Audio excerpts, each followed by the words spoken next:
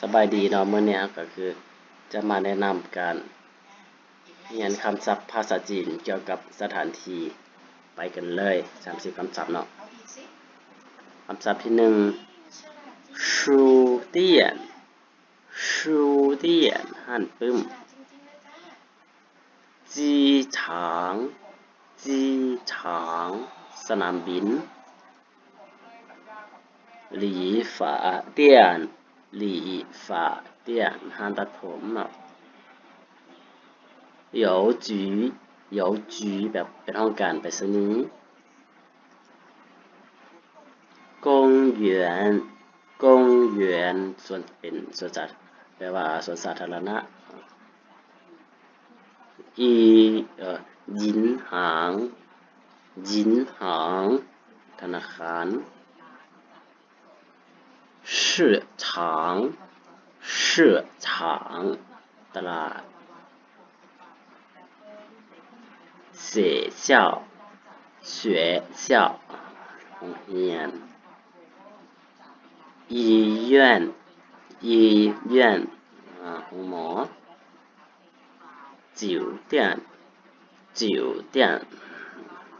ตัวนี้จะแปลได้สองความหมายหนึ่งก็แปลว่าร้านเบียร์ความหมายที่สองเป็นโรงแรม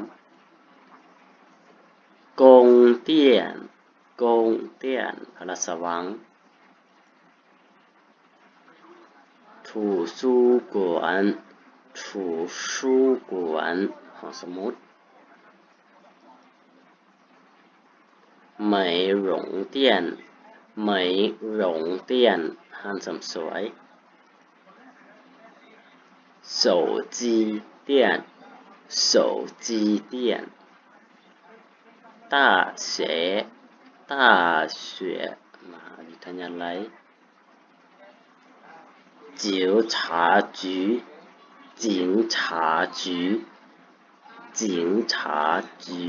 สถานีตำรวจเวรป้อมตำรวจเนาะ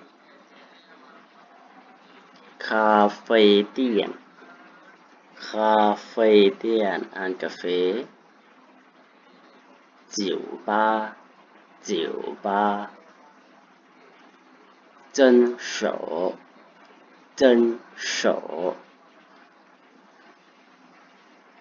小学โรงเรียนประถม中学แบบเป็นมัธยม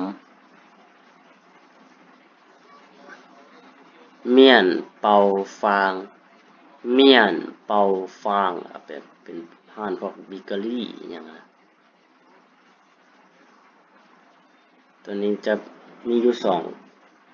ความที่เขาอ่านแต่ว่าแปลเป็นอันเดียวกัน药房药店ห้านขายยา宠物医院ห้องหมอสัตว์มู่ตี้ถ้าว่าแปลแบบดูดีก็เป็นสุสานถ้าว่าแปลแบบในเลวร้ายที่สุดก็คือหลุมฝังศพนั่นเอง寺庙แปลว่าวัด博物馆พิพิธภัณฑ์花店ห้างดอกไม้电影院แบบเป็นห้องหนังคล้ายๆคืออยู่ห้องหนังอยู่ไอเต็กอยู่อันนั้นนะ加油站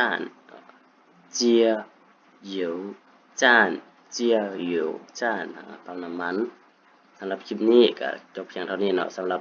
ใครที่เบิ่งอยู่ TikTok ก็สามารถเข้าไปเรียนเพิ่มเติมอยู่ได้ที่ Facebook เนาะลิงก์อยู่ใต้คลิปนี้เลยสำหรับคลิปนี้ขอกล่าวคำว่าสบายดี